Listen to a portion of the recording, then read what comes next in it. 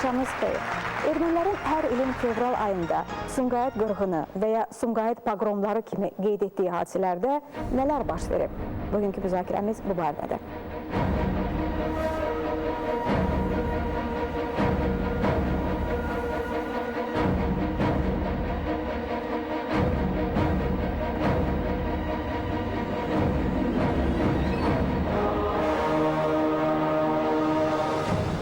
Qonaqlarımızı qarşılayın. Telejurnalist və Exa Sumqayıt filminin müəlliflərindən biri Nadejda İsmailova. Tarix elmləri doktoru Professor Musa Qasımlı. Sumqayıt hadisələrindən sonra məşhur Qriqoryanın işində prokuror qismində çıxış etmiş vəkil Aslan İsmailov.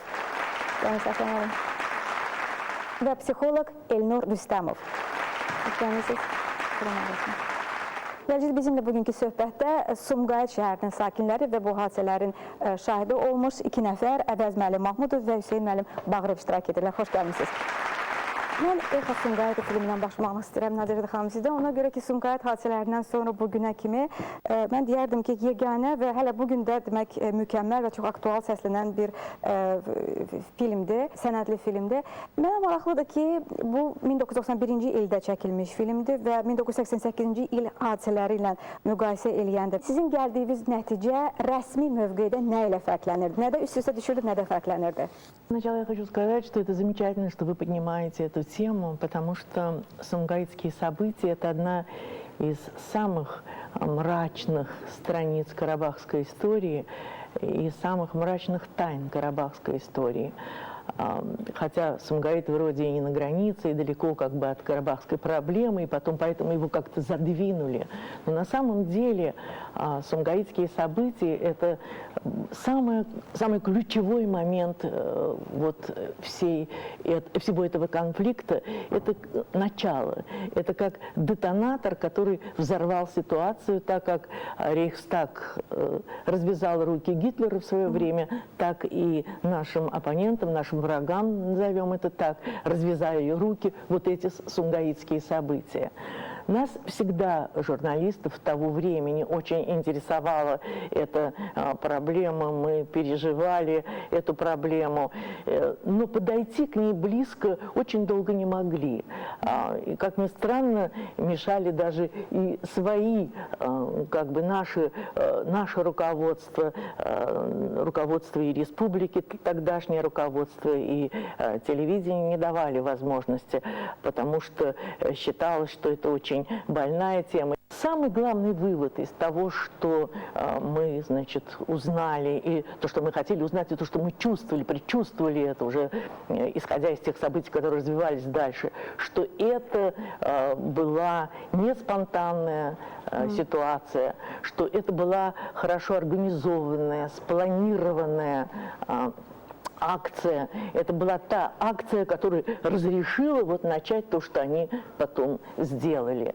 Mən istəyirəm, bilirəm, Aslan sizin buna əlavə etməyə sözünüz var.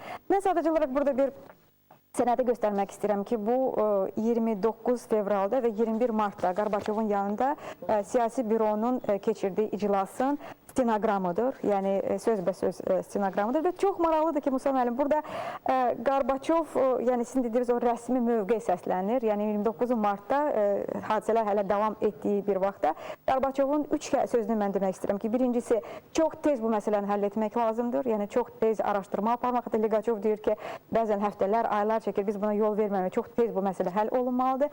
İkincisi, xuliqan elementlər, yəni artıq biz hardasa bir siyasi qiymət verilməsinin şahid olur ki, xuliqan elementlərin bu işidir, gəlin bunu nə Azərbaycanla Ermənistana bağlamaq. Amma eyni zamanda başqa bir kontekstdə deyir ki, bax, görün, vəziyyət Stepanakert o deyir, yaxşıdır indi, amma ki, minlərlə adam mitingləri tərk etmir. Bu da ondan xəbər verir ki, Yerevanla burada əlaqə vardır. Yəni, ilk baxışda bir-biri ilə qarşı durmaq, bir-birini inkar edən elementlər elə deyilmi? Əgər bu xuliqan elementlərin işidirsə, necə olur ki, Yerevanda çox milli miting keçirilir və Stepanakertdə? Həmin dövrdə artıq Sumqayıta qədər nə proses baş vermişdi, biz ona diqqət yetirməliyik. Sumqayıta təxminən 18 mindən yuxarı, 19 minə yaxın ailə gəlmişdi. Erməni ailəsi. Xeyr, Azərbaycanlıları qovmuşdular, Azərbaycanlıları köçürmüşdülər. Bu çox maraqlı bir məsələdir, çox diqqətlə öyrənilməlidir. Və bunların içərisində hətta ruslar da var idi, rus ailələri də var idi. Bunlar evlərindən, eşiklərindən didərgin olanlar idi. Amma stenoqramda da aydın şəkildə göstərilir ki, Stepanakertdə deməli mitinqlər dayanmır.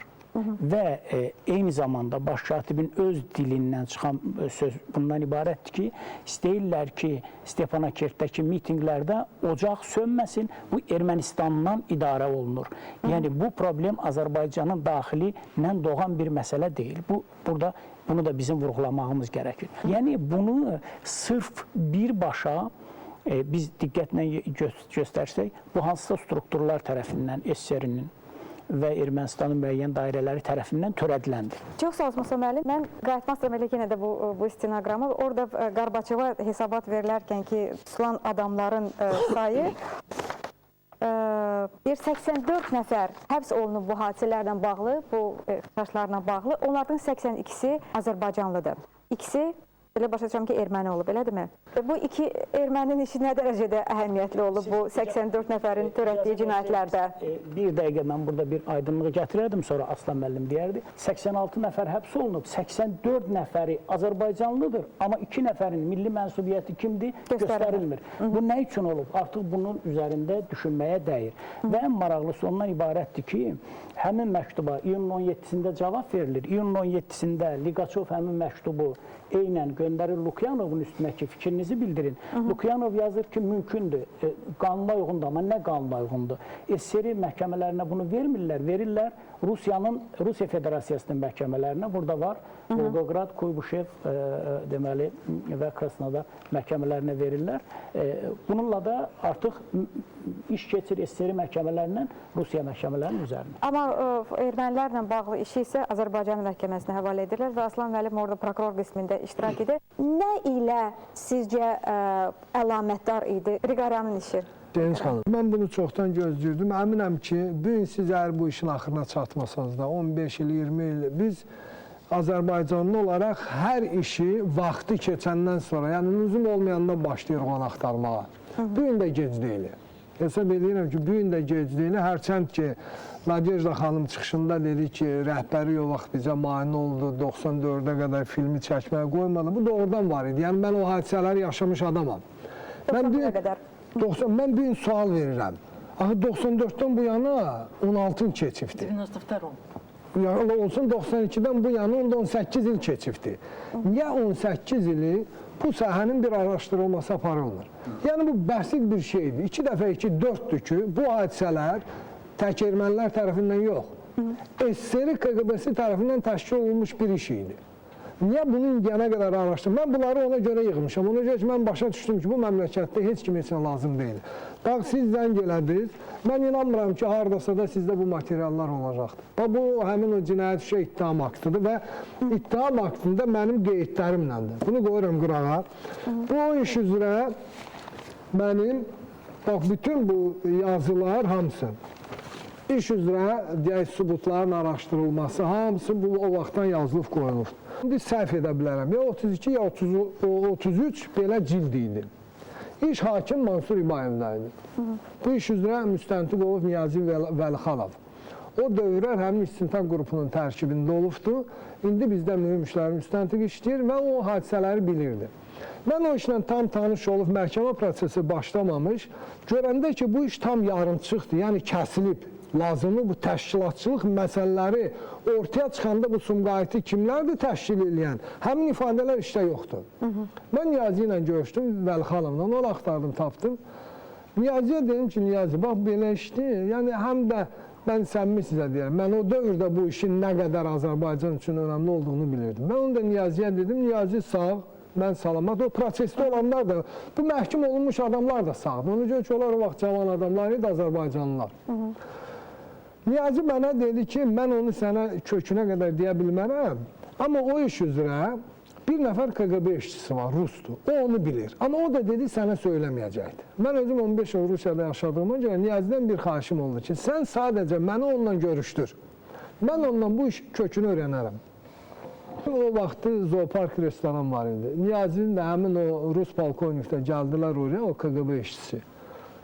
Yaxşı yemək, içmək, lap möhkəm içəndən sonra, mən də bilirəm ki, Azərbaycanlılar deyək, çoxlu içəndən sonra vardan, dövlətdən danışır, amma Rus profesionalları çoxlu içəndən sonra hökmən gətirir, onu işinə çıxardır və necə profesional olduğunu danışır. Həmin o məqama bu gəldi, danışdı ki, mən belə işləmişəm, bu cür işlər açmışam. Onda mən şey elədim ki, sən niyə özünlə boş-boş danışırsan? O Qriqoryanın işinə mən çıxıram, elementar hadisələri, təşkilatçıları tapa bilmirsən, özün də deyirsən professionalam. Onda mənə gobut bir soyuş söydü. Olan şeydir, Niyazi Vəlixanov yanında olubdur. Dedi, sənin başın çıxmır, niyə mənə deyirsən? Mən onu gözəl bilirəm də, təşkilatçıları tapmışdım da. Mən gəldim, o vaxt İstintan qrupunun rəhbəri Qalkin idi. Gəldim Qalkinə komandirovaçını ilə, yəni ezamiyyətlə. Ki, mən həmin adamlar Özbəkistandadır. O ki, Nadejda xanım da dedi, ha, orada 2 nəfər olubdu, qara plaşda. 2 nəfər olubdu, ona görə ki, bu işin içində var. 2 nəfər olub, həm Qriqoryanın yanında olan şahid ifadələrində var ki, o dağıntılara gedəndə Qriqoryan döndü, 2 nəfər plaşda olanlara dedi ki, "Не беспокойтесь, dubı idut za mной." Bu, özdə, deyək, SSR istintakçıların, yəni Rus millətindən olan istintakçıların apardığı ifadələrdə yazılıb hamısı. "Не беспокойтесь, dubı idut za mной." Ondan başqa Qriqoryan arvadını dindirəndə, ki, bax, deyək, hadisələrdən qabaq Qriqoryan nə ayırırdı? Qriqoryanın arvadı deyir ki, getmişdik qohumgilə, axşam evə gəldik, bu küçədən geçdik, o küçədən keçdik. Sonra deyir ki, hələ yolda da 2 nəfər plaşlı adamlar bizə baxdı. Mən o tərəfə dönəndə Qriqoryan mənim əlimdən tutdu, çəkdi ki, baxma. Gəldi və sonra çıxdı, getdi. Müstəntiq sual verir, hara? Deyir, bilmirəm. Amma məntiqdən görünür ki, həmin o 2 adamın yanına gelibdir. Həmin o adam mənə dedi ki, mən gəldim Qalkinin yanına ki, mənə icazə verin, gedim o şeydə Özbəkistanda, onda oş demədi. Oş hadisələri də ondan sonra olmuşdu. Yəni Sumqayıt hadisələri, Oş hadisələri, bu SSR KGB-sinin təşkil etdiyi hadisələr idi. Həmin 2 adamlarda görünür, həmin o KGB-də o xüsusi qruplar olubdu ki, harada ixtişaşlar eləmək, ixtişaşlar yatırmaq, onların əməkdaşları olubdu. Onda deyir, Qalkin mənə dedi, ged öz işi ilə məşğul ol. Onun da Rus dilində deyir, generalный секретарь же сказал ясным языком, это дело рук хулиганствующих элементов. Это дело так и надо закончить. Bu cür oldu, həmin adam onu dedi. Proses dövrü, orada 6 Azərbaycanlı var idi, bir Qriqoryan. Bütün o 6 Azərbaycanlılar, indi onlar yəqin sağlı. Onlar hamısı Qriqoryanı müdafiə edirdi. Ki, bu hadisələr olmayıb, Qriqoryanın xəbəri yoxdur. Amma işdən görünürdü ki, bütün hadisələrə başçılıq edən Qriqoryan olubdu.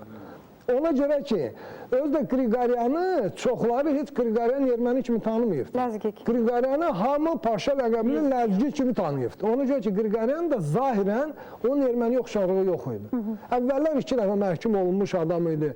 Çox belə hiləgər, ağıllı, dərrəkəli. Ona görə ki, o proses dövrü mən onu görürdüm. O 6 nəfər onun yanında heç nə idi. O 6-sının ağlını bir yerə yığsan, Qriqoryanın onda bir ağlı qədər yox idi. Məsələn, o suallar verirdi, hamısı Qriqoryanı müdafiə edirdi. Burada Məmmədov Qalib var, iş üzrə. Bunun bir qohumu prokurorluqda işləyirdi. O mənə yaxınlaşdı ki, Qalibə kömək eləmək. Dedim, mən kömək eləyəcəm. Amma bircə şərtlə. Qalib özdə mən səmimi deyirəm, mən deməmişdim ki, Qriqoryanın üzünə dursun. Mən demişdim ki, sadəcə qoy Qalib məhkəmədə səmimi ifadə versin. Hadisələr necə olubdur? Razılaşdıq ki, mən söz verdim ki, mən kömək eləyəcəm, o da söz verdi ki, mən deyəcəm, Qalib işdə səmimi olsun. Səhərsi günü proses başladı. Qalibə sual verdim. Ki, bu hadisələrdə Qriqoryan nə olubdur, sən hansı rolda olubsan, Qriqoryan hansı rolda? Bu başladı möhkəm ifadə, yəni həqiqi nə olubdur? Söyləməyə ki, bəli, bax, bu cür oldu, Qriqoryanda dəftər var idi, bütün ermənilərin siyasi Qriqoryanda idi. Sonra orada ifadə də var ki, Qriqoryan o iştirakçıların bəzilərinə tabletka paylayıbdı, hansı ki, o belə cəsurlaşdıran tabletkalar paylayıbdı. Sonra iş üzrə komanda verən, evləri göstərən, hamısını Qriqoryan oldu. Yəni, bu ifadələr verildi. O başqa məhbuslar da görəndə ki, bu ifadə verir. Onlar dərhal bir-bir başladılar ki, mən də ifadə vermək istəyirəm. Ona qədər ifadə vermək istəmirəm. Mən də ifadə vermək istəyirəm. Bu məqamda Mansur İbayev dedi ki, mən fasilə elan edirəm.